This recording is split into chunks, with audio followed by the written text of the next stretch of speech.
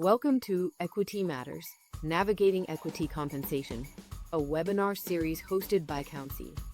Today, we will discuss the secondary market and tender offers with Tom Callahan, CEO of Nasdaq Private Market, Mairtini, founder of Countsy, and Carine, founding partner at Compass Strategic Advisors. We hope you enjoy this conversation, and Carine, now over to you. Well, welcome everybody. I'm glad to have everybody here with us, and we are going to have a very interesting conversation today about the private market. I think even my mother, who's 87, knows about the private market these days. That you can't turn anywhere anymore and not have an article or a news flash about it. It's definitely become something that everyone wants to talk about. Excited to be joined by Mairtini from Countsy and Tom from Nasdaq Private Market.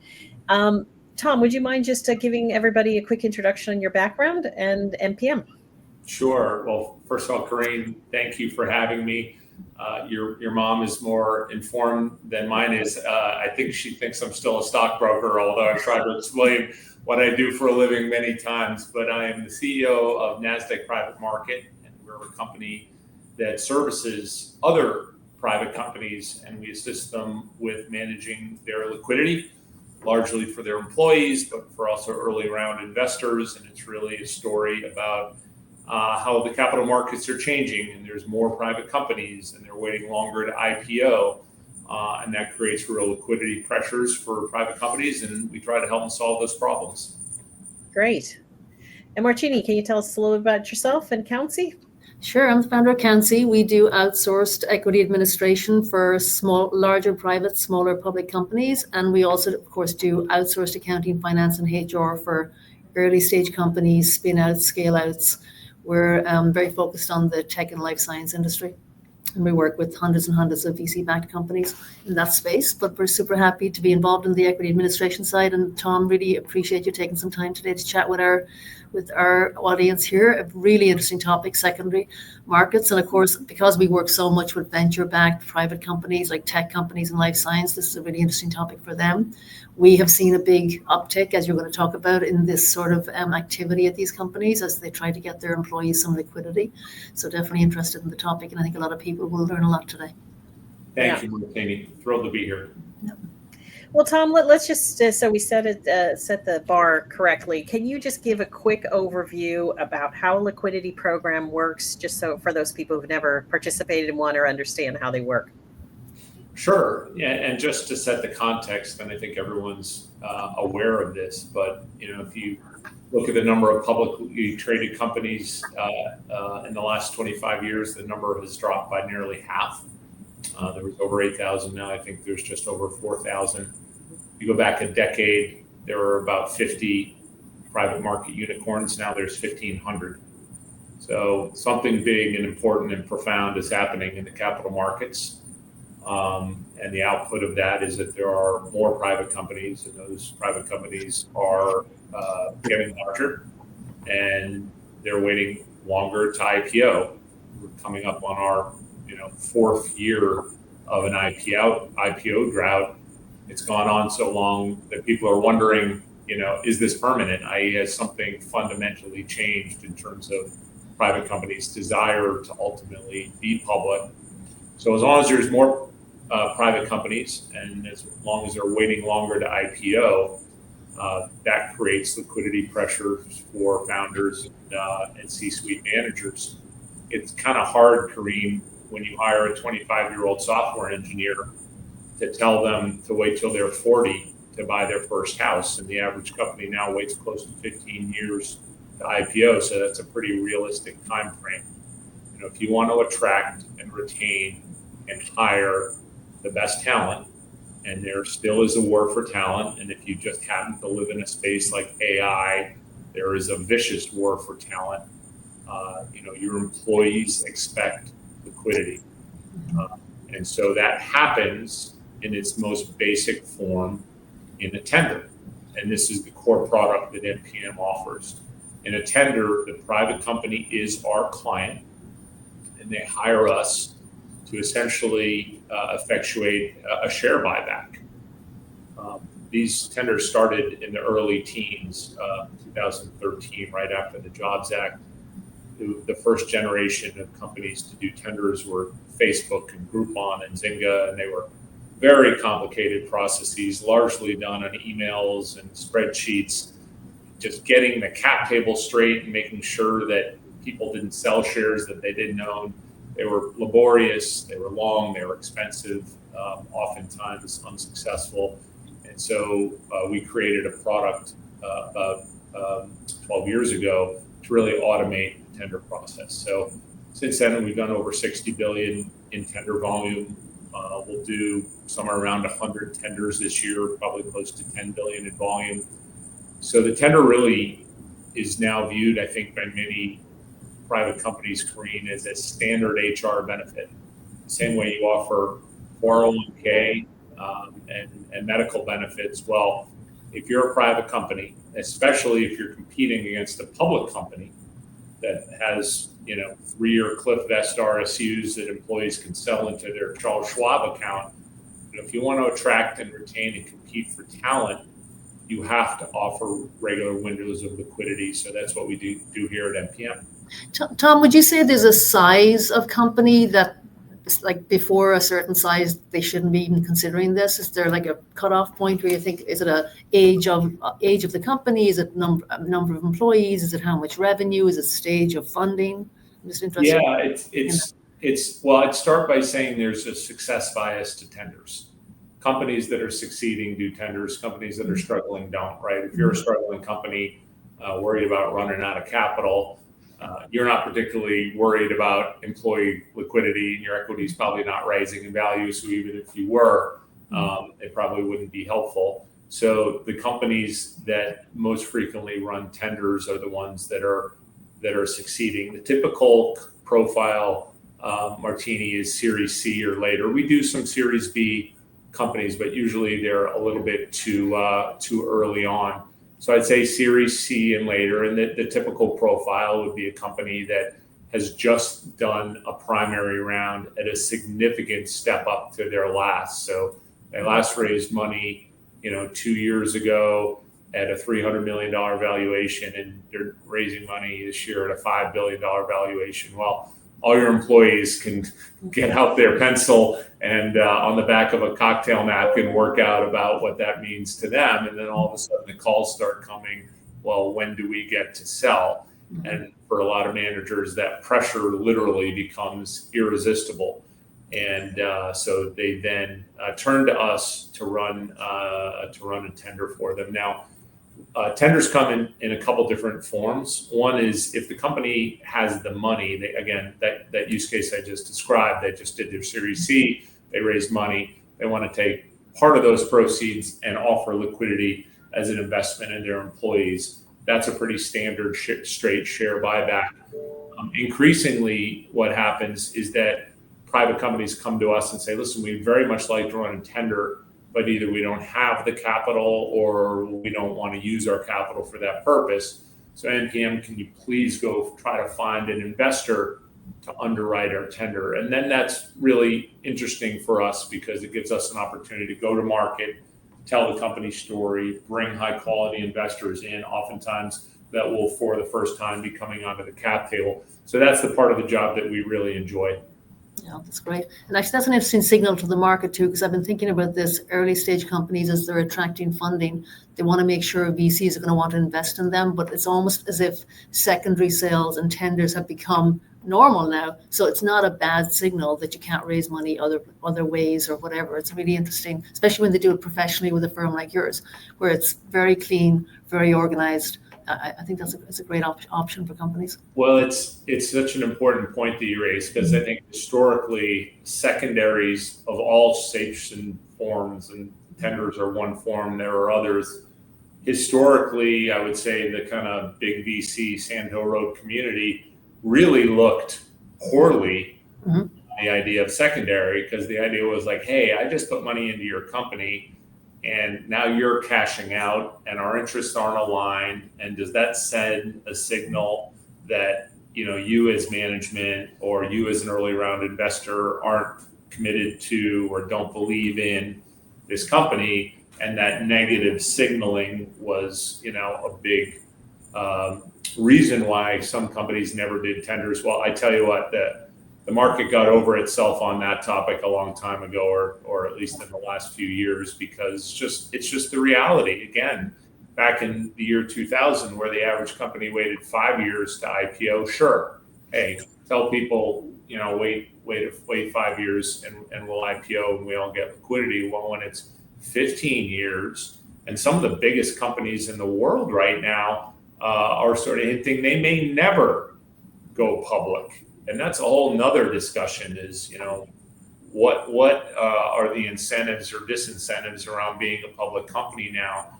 But if you're a private company and you may never go public, well, how are you going to incentivize your employees to keep working and offer them liquidity so they can buy houses and wedding rings and pay off loans and all those things that mortals do? Really, really hard to do that without some regular cadence of liquidity, which is why I said, it's sort of starting to be a basic HR benefit. So all those conversations about negative signaling, I think there's just a cold, hard reality of 2025 that almost never comes up anymore. And a big issue too, a big concept about these offerings is that it isn't somebody gets to sell all of their shares. Like if you're with a company that goes public, all of your shares suddenly go into a pool that after the lockup you can sell them. But with these tender offerings, it's a percentage. I mean, Tom, what would you say is the percentage that you see companies allowing their employees to sell? Is there kind of a standard number? Yeah, there is. I'd say on average around 15%. Sometimes that fluxes up to 20, sometimes as low as 10. But that's the general rule.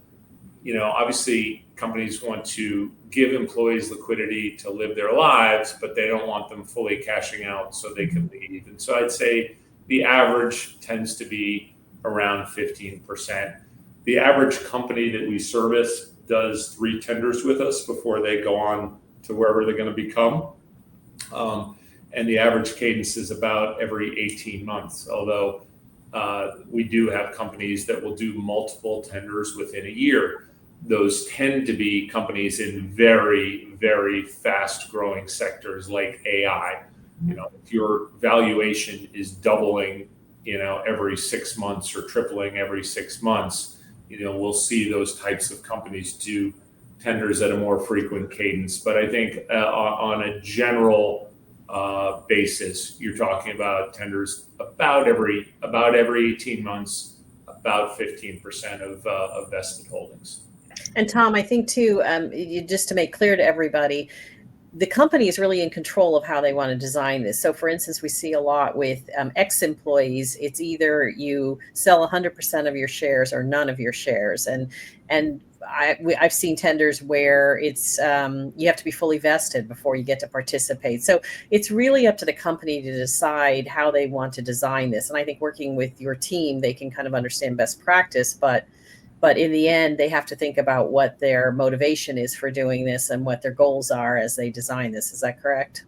That's a great point, and that's all very true. So the first thing I'd say about a tender is they are completely discreet. That's really important. When a company hires us to do a tender, we sign our life away in confidentiality agreements. I can't even tell you who my clients are. I can't tell you who participated, how big it was, what the price, nothing. And that's how the companies want it. These are very discreet programs. That's important to virtually every client that hires us. To your second point, control. The company controls every single element of a tender. How much employees can sell, who gets to sell, what they get to sell, vested, unvested, employees that have been here since 2000, before 2019. They control the price of the tender, the allocations, everything. It's a very controlled process. Again, really, really critical to companies to have discretion and control. And yeah, you're right. A lot of it is, what are you trying to solve for? Are you really just trying to attend to the liquidity needs of your current employees? Okay, well, maybe then that's all who's eligible. A lot of companies, one of their objectives is managing the cap table. Maybe they want to buy back some equity. So yeah, they'll include former employees, and for them, it's all or none. It's not 15%. It's either you sell us everything or you sell us nothing, because what they're trying to do is, control the cap table, buy back some equity from former employees. Another objective may be taking out early round seed, Series A investors. You're going to think I'm joking with this analogy, but I'm not. A very typical use case is a founder who borrowed 150 grand from his mother-in-law, 11 years ago, and it's now worth $27 million. And your mother-in-law is calling you every 48 hours saying, when do I get my money? That is a very typical use case, and that's an awkward situation. So sometimes with those very early seed round investors, similarly, all or none, we'd like to buy your shares. Sometimes it's just because of personal conflicts like that. Oftentimes, those early seed round investors that got you from 0 to 1, are not going to be the investors who are going to help you become a decacorn, then beyond that. So sometimes it's just a rotation of investors to kind of the next round of strategics that you want on the cap table. So those are typically the use cases for why companies do tenders. It's either employee liquidity or managing their cap table for one of those purposes. Right. Well, Mairtini, just to touch on two topics that are important: tax and accounting.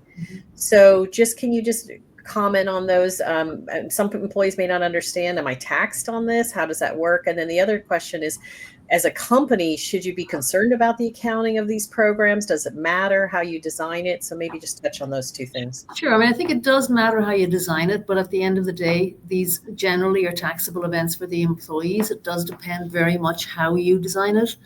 We would generally say you have to have a tax professional in the mix when you're designing your program.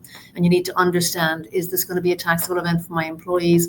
Does it run through the W-2? In which case you're then also paying employer taxes. So there is a real cost to running these programs to the company from a P&L perspective.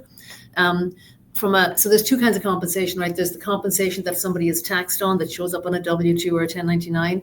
And then there's this sort of more nefarious concept of GAAP compensation, where it is a non-cash charge that runs through your P&L. I would say most companies tend not so much not to care about it, but that it is certainly non-cash, but it is a real number. So generally speaking, and when the company's working directly, like with a Tom at NPM, if the company's highly involved in the secondary, you're certainly going to have a GAAP compensation charge. And if the price is over the 4.98, of course, you're certainly going to have a GAAP compensation charge. And there's a whole decision tree you go through. Is the company involved? Is the company showing financials, which would otherwise be private? Is the company facilitating the transaction? All these things kind of lead towards that concept of there needs to be a compensation charge run through the P&L. And so, but I would say if I was a founder or a company management, when I'm trying to design a program, first of all, understand the tax ramifications for your employees and how they should be reported. Secondly, worry about the GAAP compensation, because if the answer to the first one is that it's taxable and runs through the W-2, it automatically shows up on the P&L. So the first person to go to is your tax firm and your tax professional. Second, worry about the accounting. That's how we think of it, Tom. Anyway, you might have a different opinion. No, I think you articulated it perfectly. There are a lot of very complex and nuanced tax issues, NSOs and ISOs and RSUs and options. And that's just for employees. For the companies, they're equally complex. So yeah, the first motion we're not tax advisors. We have a very good network of tax advisors that we refer people to, but it's just not our business. And you need a lot of specific knowledge about the business and where they operate and what they do. So we don't provide those services, but we refer to people who do. But yes, the first motion of most of our clients that are contemplating tenders are tax advice and legal advice. It starts there. And oftentimes those are both actually referral channels we'll get from our tax partners, or our law firm partners will call us and say, hey, one of my clients called me and they're thinking about running a tender, and can you help them? So you're exactly right, Mairtini. That's the right first move. It's become so, well, common is a wrong word, but like even when we talked about taking seed investors off your cap table, every seed fund is thinking about the way their capital should be liquidated, and they're interested in taking money off the table as they go through the life cycle with the company. And because it's become so much more common now, like I was involved in some very early tenders such as this that were much more privately run. Nobody knew what we were doing. The tax accountants didn't know what to do. The lawyers didn't really know what they were doing. It's become so much more common, and there's such a body of evidence now.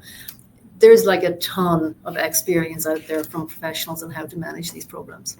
So someone shouldn't be trying to work it out on their own. If you're doing it now, it's been done before. Let's get some expert help.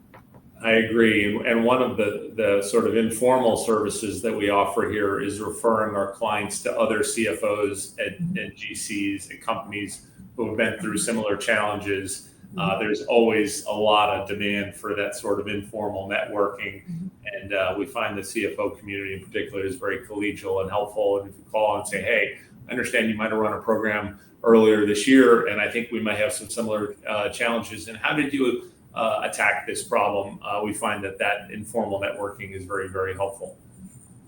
Yeah, and we shouldn't forget too that many of these are global. So you're not just dealing with U.S. tax issues. You're not just dealing with U.S. employees, but Ken, you'll correct me if I'm wrong, but you do have KYC requirements, know your customer, and you've got people in other countries. And I can remember in early tenders, we would go and say to someone in another country, we need your driver's license or passport or whatever. I think we needed their utility bills too. And they just refused to give it. They're like, no, I'm not giving it. And we were at a real difficult situation where, well, then you can't participate. So I think that's another thing. The whole global aspect of this is something to think about as you're designing this is, are you willing to support people outside the United States in this program? Yeah, I mean, it's a tender is a regulated process. NPM, we have a broker dealer called NPM Securities. So when you participate in a tender, you have to open up an account in our U.S. broker dealer, and we have to AML KYC you and all those normal processes. So if people don't want to participate in those, then they can certainly opt out of the tender. But given it is a regulated process and we're a regulated broker dealer, those are really non-optional steps that we need to go through, no matter where you're domiciled. That's just kind of how the process works. Yeah. Tom, so you've been. Tom, I just have a quick question for Tom, just on that note of going through that process. If somebody comes to you today and says, I'd like to be running a tender, what would you, and it's a large private company that has all of the metrics that you mentioned about being able to run this, is it a 0 to 6 months before you can get it live? Like, give us a sense of the timeline. What would be the expectation, and how long will it take to get the program up and running and actually selling shares? Yeah, we like to have about 30 days. By regulation, that's for the pre-program setup. And then by regulation, the tender needs to be open for 20 business days. So then you're at 50. Call it another 5 Mairtini post for settlements and wires and all that stuff. So that's ideal. We have certainly done it, and this happens at the end of the year. We'll get a call on December 7th, someone saying, I need to do a tender by the end of the year, and then we scramble. Partly it comes down to, again, where's the capital coming from? If the company's funding the tender, i.e. they have it on the balance sheet, we have gone from 0 to open in 48 hours, so we can move very, very quickly. If we're not redlining NDAs and customizing deal terms, especially if it's someone that we've done a few programs for before, we can stand these things up pretty quickly. Where it gets more challenging is if we have to go bring a third party in to underwrite the tender. Very hard to do that in 24 hours. There are some companies that we could, if you're one of the hot, AI space names that everyone's looking for. Yeah, we could probably help on a short notice, but companies like that tend not to need capital because they've got all they need for let's call it a normal company. If there's a process where we're going out and bringing investors, minimum 30 days, that could take twice that because we're just having to go out. It's a mini road show, right? Yeah. We're telling the story, we're putting a pitch deck together, we're playing matchmaker, and it's a hard process to rush. So I'd say if the company's funding the tender, could be very quick, but ideally kind of like that, have that 30 days, 20 days, 5 days, that would be sort of the dream state, could be accelerated. But if you're actually asking us to do cap intro, than a little bit longer than that. Awesome. Well, and another thing I think that's going to impact that timeline, and Mairtini, I want you to comment on this, is whether your cap table's clean. And you mentioned it earlier, Tom, but let's talk a little bit about that, because if you're 90% sure it's right, I don't think you want to do a tender, right? So yeah, maybe the importance of keeping I think this is such an old story that your cap table has to be the most pristine thing about your company. And so most of our venture-backed startups, and typically you've gone through rounds of diligence, so technically speaking, your cap table should be clean. But it's been surprising to me how we do come into companies after raising formal rounds with institutions where the cap table still has some missing pieces. Either the cash hasn't been recorded for shares that were actually sold, or, oh, we did issue those shares, but we can't find the board resolution, or whatever. So using a professional firm, whether that's your lawyer, certainly in the early stages, companies tend to use their law firm, but be on a platform. Don't be running your cap table on a spreadsheet. There's so many good products out there. I'm not going to talk about any of them here because there's lots of really good ones, but use a platform, use a professional, whether that's your law firm or a firm like ours, to manage your cap table. Just make sure someone's reconciling it. And as the founder, you should be looking at your cap table and make sure you're recognizing the names on there. So yeah, I think it's pretty important. Super important. I'm not nodding in violent agreement, Mairtini, because I would say it is the rule, not the exception, that when we start engagements, the cap tables are incomplete. Depending on whether the company's DIYing it on a spreadsheet or maybe using a third party, depends how incomplete they are, but they're almost all incomplete. And you're right, they have to be pristine to run a tender, or bad things can happen. So that's always the first step, and that can be time consuming depending on how much work there is on reconciliation. The other place, and actually this for me is the funnest part of a tender, generally when we do one, we start off with a town hall. And, a tender is an interesting thing. It's been called the IPO alternative. And certainly it's not the same sort of life-changing event, of an IPO. It's what every private company employee dreams of someday, that they'll be maybe standing up on that podium. But it's not that far from that, especially if it's a company that's doing their first tender. I talked about the success bias, companies that do tenders are winning, they're succeeding.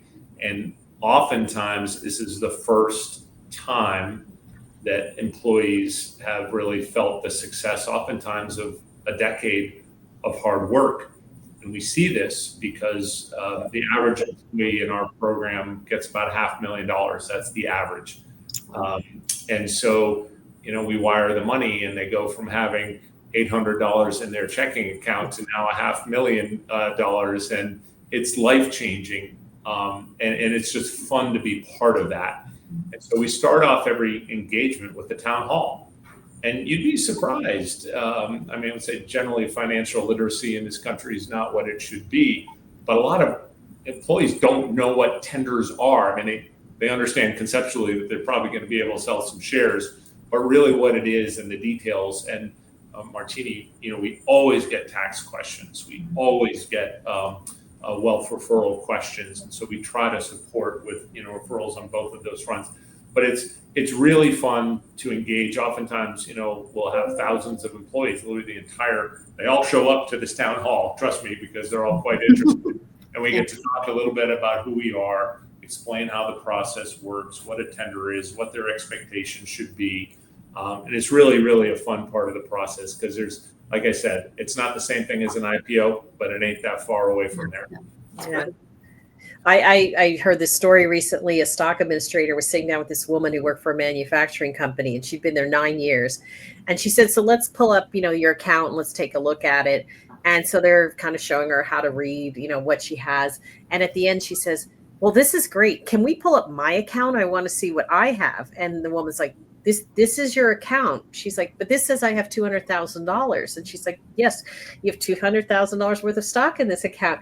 She said, I had no idea. And to me, the moral of that story is, for 9 years, this woman didn't know. There was no motivation. There was no retention. She didn't know. So I think these town halls are good just to remind people, hey, you're not just getting your paycheck every month and your benefits are paid for. You're getting more than that. But Tom, one thing I hear from people who do who ask me about tenders is, well, if I do one, then am I kind of stuck? Like, do I have to do it every year now? Is there an expectation? Are my employees going to bug me every 5 minutes? Like, when's the next tender? Are we setting people up for that? What are your thoughts on that? Yeah, I mean, my advice to companies is that you really do need to take affirmative control of your employee liquidity. I think some founders may just hear no evil, see no evil, I'm just not going to deal with it. But Carine, you know this because you've been around this space, a while. If employees need to buy a house or a wedding ring, or they're getting divorced or whatever, and they need liquidity, they'll get it. Now, they may do something you don't like. There's a whole black market in these things called forward trades, where employees will essentially do an off cap table derivative at obscene fees because they need the money, or they have some very, very predatory lending products that are in the market against private shares, and they'll go do those because if people need money, they need money. Mm-hmm. And that's bad for your employees. It's bad for your culture. It's bad for your company. So I guess, am I locked in? You're not locked into anything, and life changes. But if you keep succeeding as a company, I think I would look at it the other way to say, if I'm announcing, okay, our intention is every 18 months to do a tender, it's sort of, I don't have to have the conversation, right? Mm-hmm. This is my plan. Life can change. Maybe it extends, maybe it shortens, but you should plan on something around every 18 months doing a tender.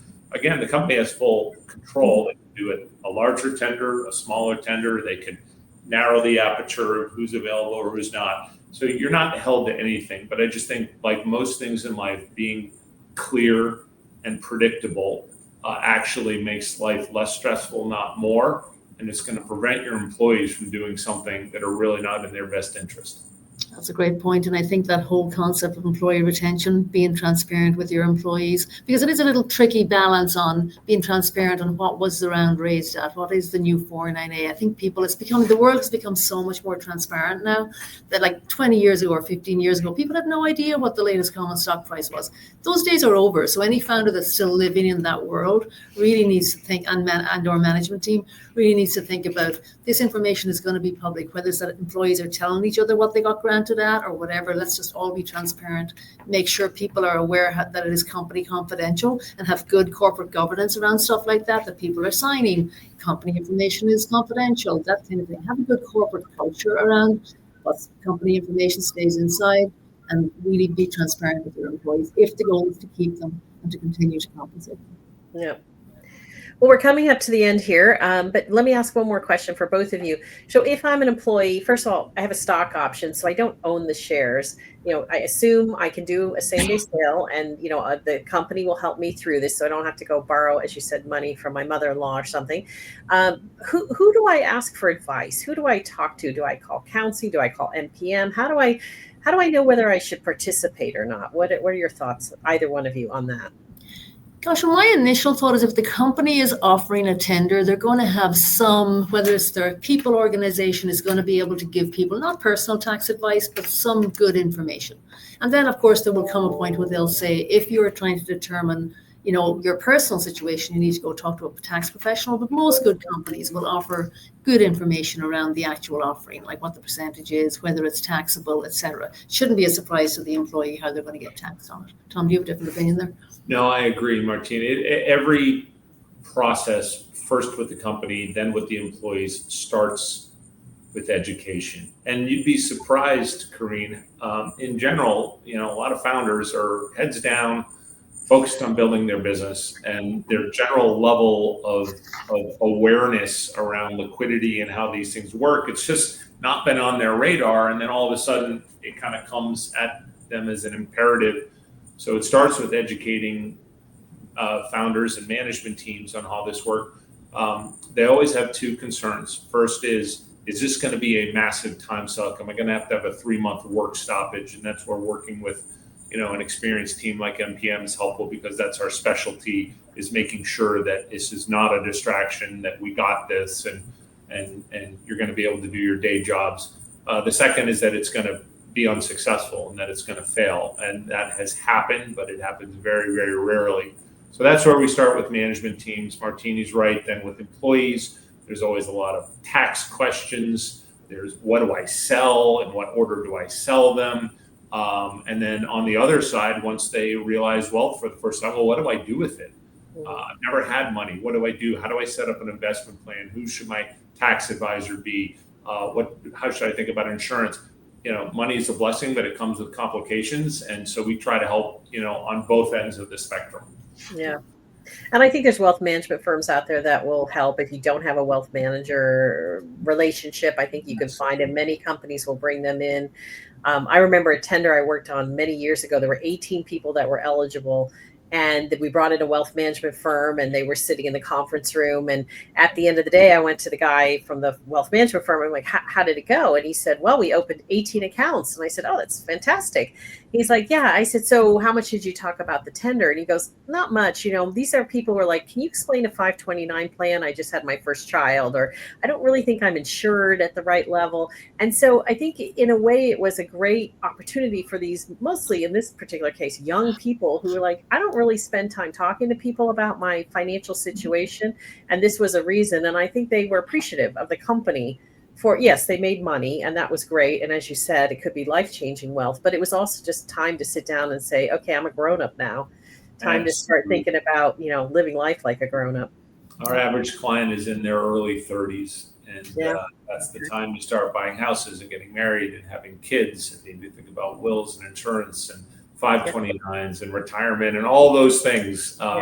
So all of that tends to coincide, around the tender, which is why as fiduciaries to our clients, trying to help answer those really, really important questions is important. I don't know if anyone's ever seen the 30 for 30 broke about all the, professional athletes that have made over $100 million that went broke, and that's the kind of thing that can happen if you're not mindful and thoughtful and cautious around, financial wellness. And so we try to help with that as well.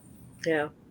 Well, this is fantastic. This has been really helpful. And I'm sure people have a lot of questions and they can reach out to Mairtini or Tom. I'm sure, Tom, your team would be more than happy to answer the questions. We're going to show a QR code in a moment if you want to take a quick snapshot of how to get in touch with you, but we'll post that at the end of the webinar. But really appreciate this. I think this is a topic that a lot of people don't understand. Seems very confusing, but talking to the two of you, it's not that hard. But if you need help, you can reach out to Countsy, reach out to MPM, and I'm sure they'll be happy to give you some additional guidance related to your own personal situation. So thanks again, and hope you guys have a great day. Thank you. Thanks, Tom. Thanks, Carine. Thanks, Mairtini. We thank you for joining us, and we hope you enjoyed this webinar with Tom, Mairtini, and Carine. For more information, please scan the QR code for their LinkedIn pages or visit us on countsy.com. Please follow us on our LinkedIn page for any updates on the upcoming webinar, and we are looking forward to seeing you at our next one. From all us at Countsy, thank you again, and have a good rest of your day.